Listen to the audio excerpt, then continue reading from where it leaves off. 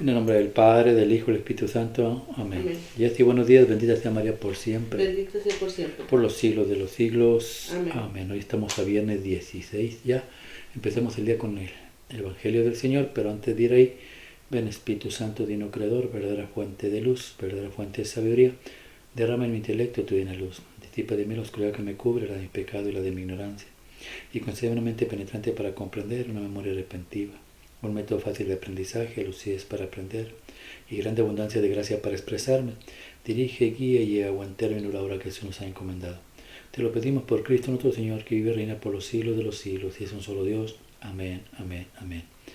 Padre Dios Todopoderoso Eterno, consagramos este programa al Sagrado Corazón de Jesús y al Inmaculado Corazón de María, pidiéndole que por su intercesión, por cada like, suscriptor o programa visto, nos conceda la liberación de un alma del purgatorio, más no se haga nuestra voluntad, sino la voluntad de nuestro Santísimo Padre. Padre Jesús, purifica nuestra mente, nuestro corazón y nuestros labios para comprender primeramente nosotros lo que nos quieres enseñar el día de hoy y así proclamar digna y rectamente las buenas nuevas del Evangelio. Haz de nuestros corazones tierra fértil para que la semilla que vas a plantar de fruto y fruto en abundancia. Santísima Madre María, consagramos a tu Inmaculado Corazón los ojos, oídos, lengua y corazón. En una sola palabra todo el ser de todas aquellas personas que nos han encomendado. Mi esposa, mis hijos, nietos, descendencia, padres, hermanos, amigos y familiares y todos los que ven este programa. Cuídalos, protégelos, bendícelos, Madre, como hijos, como cosa, como propiedad tuya. Amén, amén, amén. Evangelio del día de hoy, viernes, habla Señor, que tu siervo escucha. Isaías capítulo 58, versículo del 1 al 9. Así dice el Señor Dios, grita a plena voz, sin cesar. Alza la voz como una trompeta, denuncia a mi pueblo sus delitos, a la casa de Jacob sus pecados. Consultan mi oráculo a diario, muestran deseo de conocer mi camino, como un pueblo que practicará la justicia y no abandonará el mandato de Dios. Me piden sentencias justas, desean tener cerca a Dios. ¿Para qué ayunar si no haces caso? Mortificarnos si tú no te fijas. Miren, el día del ayuno buscan su interés y apremian a sus servidores. Miren, ayunan entre riñas y disputas, dando puñetazos sin piedad. No ayunen como ahora, haciendo oír en el cielo sus voces. Es ese el ayuno que el Señor desea para el día en que el hombre se mortifica. Mover la cabeza como un junco, acostarse sobre saco y ceniza. A eso lo llaman ayuno, día agradable al Señor. El ayuno que yo quiero es este: abrir las prisiones injustas, hacer saltar los cerrojos de los cepos, dejar libres a los oprimidos, romper todos los cepos, partir tu pan con el hambriento, hospedar a los pobres sin techo, vestir al que ves desnudo y no cerrarte a tu propia carne.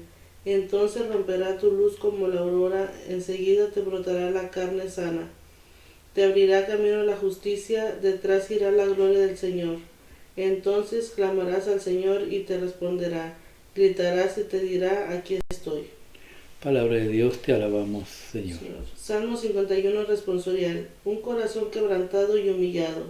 Tú, Dios mío, no lo desprecias. Un corazón quebrantado y humillado, tú no lo desprecias. Misericordia, Dios mío, por tu bondad, por tu inmensa compasión, borra mi culpa, lava de todo mi delito, limpia mi pecado. Un corazón humillado, Tu Dios mío, no lo desprecias. Pues yo reconozco mi culpa, tengo siempre presente mi pecado contra ti solo pequé, cometí la maldad que aborreces. Los sacrificios no te satisfacen, ni si te ofreciera un holocausto no lo querrías. Mi sacrificio es un espíritu quebrantado, un corazón quebrantado y humillado, tú no lo desprecias. Un corazón quebrantado y humillado, mi Dios, tú no lo desprecias. Mateo capítulo 9, versículo del 14 al 15. En aquel tiempo se acercaron los discípulos de Juan a Jesús preguntándole, ¿por qué nosotros y los fariseos ayunamos a menudo y en cambio tus discípulos no ayunan? Jesús les dijo, es que pueden guardar luto los invitados a la boda, mientras el novio está con ellos. Llegará un día en que se lleven al novio y entonces ayunarán. Palabra de Dios, gloria a ti, Señor Jesús. Un corazón quebrantado, humillado, Señor mío, Dios mío, tú no lo rechazas. ¿Qué podemos aprender? Porque está... Pues pues mientras nos arrepintamos, sí, o sea, como que busquemos el verdadero arrepentimiento en las cosas malas que hemos hecho y nos humillemos ante Dios, pidiéndole misericordia, pero también con un cambio que nosotros querramos hacer, es como Dios nos escucha y pues nos toma en cuenta. Y sí, estamos hablando en el Salmo 51 del rey David y está afligido su corazón. ¿Por qué? Porque ha cometido varios errores y pecados. Y un pecado lo trajo a otro y a otro y fue aumentando. Y en vez de detenerlos, quiso taparlos ante Dios.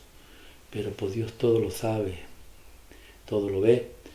Y al final de cuentas cayó en cuenta que Dios sabía del pecado y no le quedó más que confesar. Y confesó, se arrepintió con un corazón contrito. Las escrituras hablan del llanto y todo lo que sufrió él. ¿Por qué? Porque cuando conoces a Dios es muy difícil. Cuando tú te separas de Él, cuando tú cometes un error. O sea, conocer a Dios no quiere decir que vas a caminar toda tu vida en santidad, que ese es el propósito de cualquier persona, pero no es tan fácil. El rey David peleaba las peleas, Dios peleaba con él y un día cayó en pereza espiritual y decidió quedarse en casa y se le vinieron muchos pecados. Y en la vida de nosotros así va a ser. En cualquier momento que tú bajes las armas, el enemigo va a entrar y te va a dar una zarandeada por todos lados. Porque todo es cuestión de que cierres los oídos a Dios o a los que hablan de Dios, que te quieren acercar a Dios. Si cierras los oídos, después vienen las consecuencias. Hubiera oído, hubiera dicho, hubiera aceptado, no me hubiera pasado esto. Pero lo que tiene Dios es que solamente necesita uno arrepentirse. Eso le pasaba al pueblo de Dios a Israel. Por eso el libro que leíste primero, creo que es Isaías 58, pues nos habla de esto. Y nos pide primeramente Dios. Yo creo aquí vimos en el Salmo 51 al ser humano, a la persona, al laico, que comete errores y pecados y se arrepiente.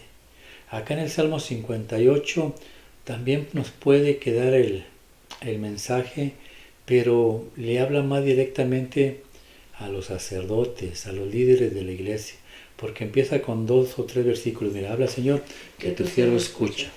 Así dice el Señor Dios, grita a plena voz sin cesar, alza la voz como una trompeta, denuncia a mi pueblo sus delitos, a la casa de Jacob sus pecados. El trabajo del sacerdote es eso, predicar la palabra, no callarse. Pero desgraciadamente en nuestros tiempos los sacerdotes no quieren hablar de la palabra de Dios. Cuando Dios habla de amar al prójimo, el no matar, casi los sacerdotes, muchos, no todos, se callan lo del aborto, se callan no quieren trabajar, no quieren tocar el tema del homosexualismo, no quieren tocar el tema de todos estos tipos que la sociedad le ofende. Por no ofender a la sociedad se callan. Y aquí Dios dice, griten como corneta, como una corneta que hace demasiado ruido, hay que gritar y hay que enseñarle a la gente sus pecados. O sea, si una persona está cometiendo homosexualismo, decía una vez en una junta en la iglesia, nos decía una persona, un ministro de palabra, una persona que da clases ahí, decía, pues hay que acomodarnos a la sociedad. ¿Cómo es así? O sea que tenemos que adaptar la doctrina conforme a los tiempos. No se puede adaptar.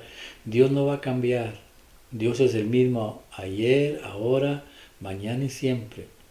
Y si Dios dijo, ni los homosexuales, ni las lesbianas, ni las prostitutas, ni los borrachos, ni los brujos, nadie entrará al reino de los cielos, hay que predicarlo. ¿Nos vamos a echar gente en contra? Sí, pero tenemos que predicarlo, porque si no lo predicas, ellos se pueden ir al infierno y si tú te lo callas, Dios te puede condenar a ti, dice la palabra. ¿Por qué? Porque tú tuviste la verdad contigo y no la confesaste. Como te decía la vez pasada, yo tenía que hablar con la testigo de Jehová y decirle y explicarle en qué estaba equivocada. No me escuchó, yo cumplí. El día de mañana ella no puede decir que no se le explicó. Entonces Dios dice, hablen, griten a los sacerdotes, pero también a los laicos, porque hay que sacarlos del pecado. Mira lo que dice adelante. Habla, Señor. Que tu siervo escucha. Dice, consultan mi oráculo a diario, muestran deseo de conocer mi camino, como un pueblo que practicará la justicia y no abandonará el mandato de Dios.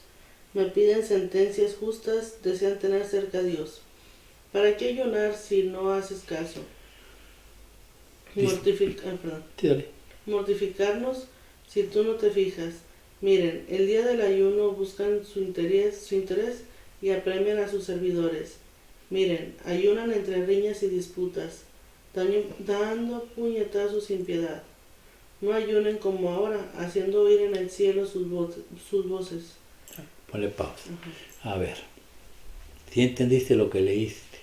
¿Por qué hay que sacarlos del error? ¿Por qué hay que decirles del pecado? Porque ven las cosas malas pensando que son buenas. La primera dice, ustedes leen el oráculo del Señor, pero no lo ponen en práctica.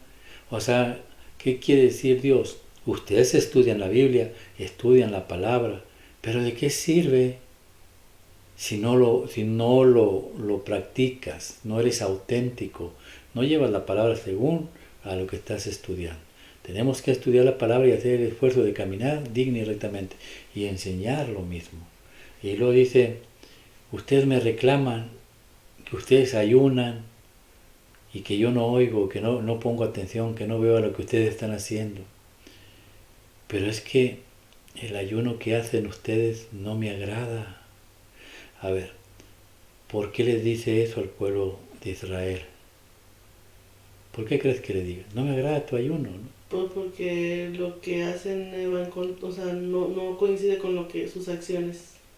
Ellos ayunaban para que Dios les diera poder, dice, para destrozar al enemigo, para aplastarlo. Dice, ustedes hacen ayuno con el puño levantado. No, no es así. Un verdadero ayuno es misericordia y amor de Dios. Por eso mira lo que sigue adelante. Habla, Señor. Que tu siervo escucha. Que tu siervo escucha. Sí. No ayunan como ahora, haciendo oír en el cielo sus voces. Ese es el ayuno que el Señor desea para el día en que el hombre se mortifica. Mover la cabeza como un junco, acostarse sobre saco y ceniza, a eso lo llamo ayuno. Eso es lo que hacen ellos. Dice, ellos se agachan, están todo el tiempo ahí agachados, ¿no? Según ellos orando, y se ponen ceniza, y dice Dios, ¿a poco ese es el ayuno que yo quiero? Que estén ahí y después vengan y ataquen a su enemigo, que humillen al pobre, que violen a las viudas, que les quiten su dinero, que todo lo que se hacía en el pueblo de Israel, y mucho ayuno, dice. Ese es el ayuno que yo quiero. La respuesta es, dice Dios, no es el ayuno que yo quiero. El ayuno que yo quiero es este, dice. Habla, Señor. Que tu siervo escucha. Abrir las prisiones injustas, hacer saltar los cerrojos de los cepos, dejar libres a los oprimidos, romper todos los cepos, partir tu pan con el hambriento, hospedar a los pobres sin techo, vestir al que ves desnudo y no cerrarte a tu propia carne. Entonces romperá tu luz como la aurora, enseguida te brotará la carne sana, te abrirá camino a la justicia, detrás irá la gloria del Señor. Entonces clamarás al Señor y te responderá, gritarás y te dirá, aquí estoy. Palabra de Dios, te alabamos, Señor. El trabajo del sacerdote y también del laico es ese, lo que Dios quiere. Lo primero dice, ¿qué era lo que quería? Que abrir las prisiones injustas. ¿Qué son las prisiones injustas? ¿Las cárceles? Sí, son cárceles, pero estamos hablando en lo espiritual. Hay veces que nos ponen cargas que nosotros no debemos de cargar. Venimos cargando muchas cosas en el corazón, tal vez porque a veces nos violó nuestro padre, porque la mujer nos traicionó, porque el hombre nos traicionó, porque vivimos un matrimonio, y todo eso va guardando rencor, odio, en prisiones de tu corazón. Y no, el alma se siente prisionera, no puede salir de ahí, y ahí el diablo te quiere tener. Pero cuando tú predicas la palabra de Dios, cuando tú la gritas, esa palabra de aliento libera tu alma. Y entonces se acaba la cautividad, que es lo que dice Dios más adelante. Mira, habla Señor, que tu siervo escucha. Hacer saltar los cerrojos de los cepos, dejar libres a los oprimidos, romper todos los cepos, partir tu pan con el hambriento, hospedar a los pobres sin techo. A ver, partir el pan, hospedar al que no tiene casa, huérfano. ¿Qué es partir el pan? Ser compartido. Caridad, ¿no? Ajá. Ofrecer de quitarte un taco por dárselo a otro. Así de simple, pero en la iglesia, la casa, el techo del que habla ahorita aquí en la Biblia, es la iglesia. Y la iglesia tiene un pan. Y el sacerdote se le fue dado ese pan. Y se le dio con una orden. Ustedes lo van a dar. Repártanlo. Repártalo en el huérfano, en el oprimido, en el triste.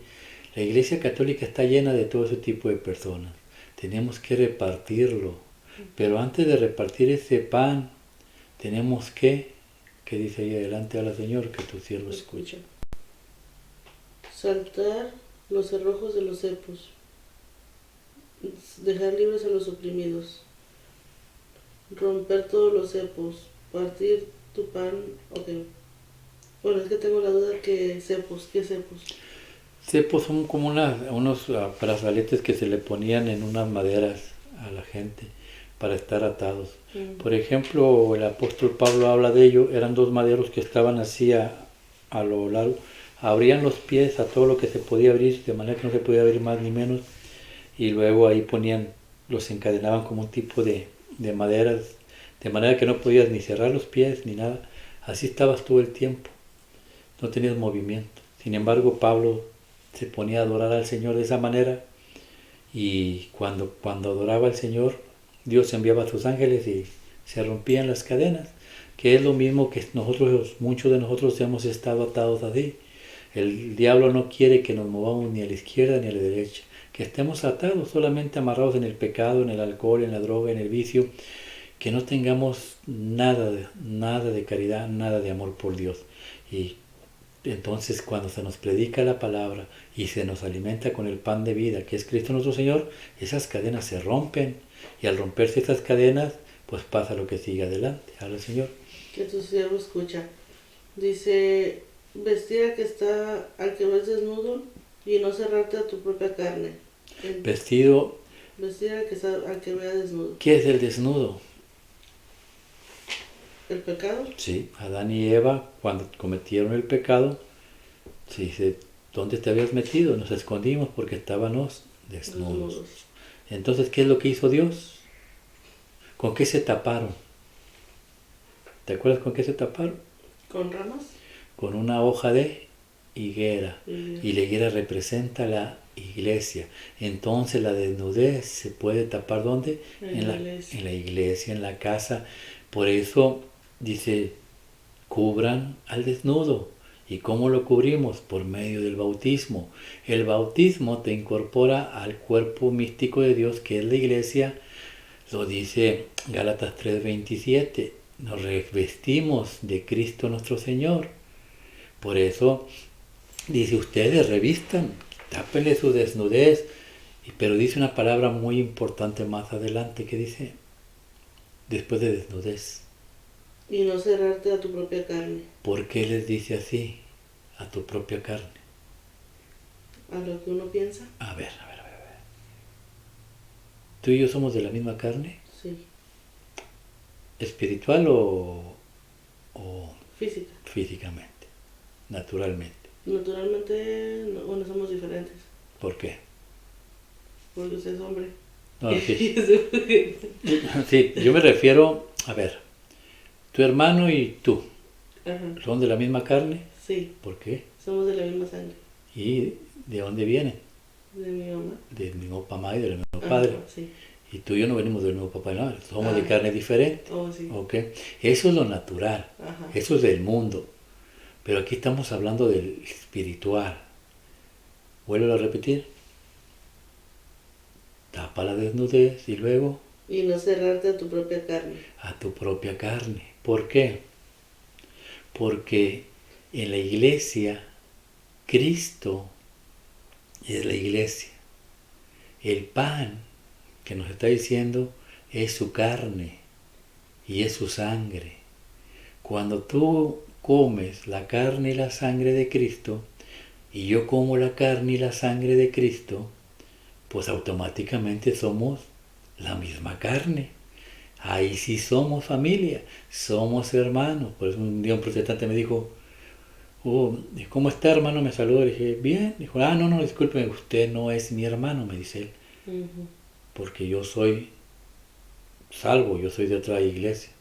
Digo, usted tiene razón, no somos hermanos, porque nosotros tenemos la sangre y carne de Cristo y ustedes no la tienen.